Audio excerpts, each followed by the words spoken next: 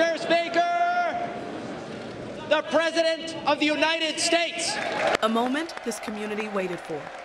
Recent threats targeting Jewish community centers and vandalism of Jewish cemeteries, as well as last week's shooting in Kansas City, remind us that while we may be a nation divided on policies, we are a country that stands united in condemning hate and evil in all of its very ugly forms. Tonight, President Donald Trump opened his address condemning the shooting at Austin's Bar and Grill in Olathe.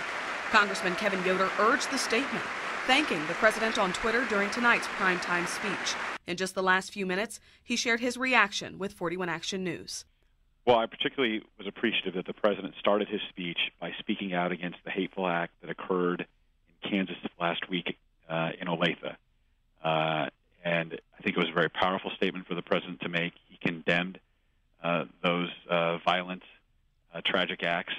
Srinivas Kuchibhotla died in the shooting.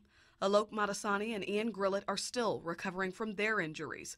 But in his first live press conference today, Grillett shared his hope that President Trump would talk about the tragedy. It would be nice for him to give some closure, because I know people all around the world are waiting for something, some kind of statement. Important to me, but I think it's important to our nation that our president speaks to this issue and specifically condemns it and speaks to the unity that must come from it. Well, it was surreal, frankly, to hear the president speak about a community that I represent on the floor of the House.